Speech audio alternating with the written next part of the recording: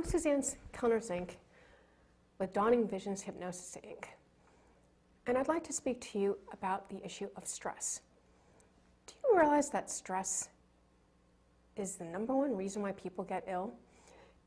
And it can be emotional illness, like some of those psychiatric illnesses that people have, or it could be physical illness, including even cancer. And the reason that this happens is because people are not taking care of themselves. What I mean by this is that when you get this sensibility in the back of your mind, which by the way is the unconscious mind telling you that there's something going on that you need to address, it will tell you you're too tired, or you're feeling overwhelmed, or you're feeling aches and pains, or just something's not right. This is your body's way of letting you know that you need to take care of whatever it is that is the issue. Now, there's some interesting facts that one needs to understand in order to understand what stress actually is. It's your way of your body telling you that it's overwhelmed and for you to take heed, to do something about it. You know that 1 in 5 Americans, that's 20% of the American population, believe themselves to be in fair or poor health. They report higher levels of stress, and they're more likely to report physical symptoms of stress than those who rate their health as excellent or very good. 2/5 of adults report overeating or eating unhealthy foods because of feeling stressed out. 1/3 said that they skipped a meal because of stress. More than 4 in 10 said they lay awake at night in the past month.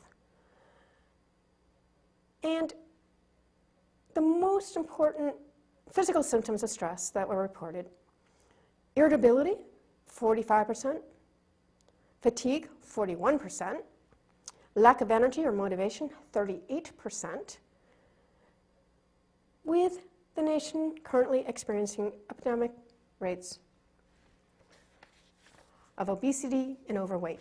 It should come as no surprise that nearly 1/3 of adults say that they exercise less than once per week. Those who exercise once a week or less say they don't do it because they're not motivated, 44%, too tired, 33%, or too busy, 28%. Sound familiar to you? Only 43% of the young people believe eating right is extremely or very important, versus just 51% believing it's important to be fit, 78% of the parents who think it's extremely or very important for their child to be physically fit. More than half the parents, 56%, say that it takes some or great amount of effort to get their families to eat healthy foods. And 54% of adults say that it takes just as much effort to get their families to exercise. Why is this such a problem today? Well, I'll tell you. We work too many hours. We have long commutes, many of us, not me, but many others. And many people are taking care of their families as well as doing their jobs, and they may even be in the sandwich generation where they have elders that require them to be present and to help them out. If not just going to doctor's appointments, sometimes there's other things that need to be taken care of as well. Some people have their older relatives living with them in their homes, which in itself can be very stressful. Even if you love your loved one, it's still stressful to be around an elderly person who needs a lot of attention and extra care. Now, I want to talk to you a little bit about a client that I had years ago who was a bank manager. She had a lot of responsibility. Her father had just passed away, and she had a blind brother who lived in one of the apartments that her father had owned. What this meant was that she wasn't jogging daily any longer, which is something she did to keep in shape and keep her weight down. And she wasn't eating correctly because she just felt so much pressure. She was just so overwhelmed. So she came into my office and we did a session where we just figured out what she could do to take off the pressure, the overwhelm. And it was pretty simple, actually, because she realized that there were people that she could rely on around her. At work, she had 3 different people who worked with her and under her, who she could delegate quite a bit of the work to. She also had another brother who could help with finding her blind brother a new apartment to live in. And she also had a bunch of people in her circle of influence from her job that could help her regarding getting her dad's estate in order as efficiently as possible. When she came in the next week, everything was going well. She started running again. She was taking more time for herself. The stress was alleviated. Luckily for her, she came in early. So what I'd like you to think about is that there are ways for you to handle the stress before it gets out of control, before your body and your mind get taken over with it. The first thing I would suggest that you do is to just go to sleep. Right before you go to sleep at night, ask your unconscious mind what it is that you can do to help yourself to alleviate the stressors that you feel. And in the morning, write those things down.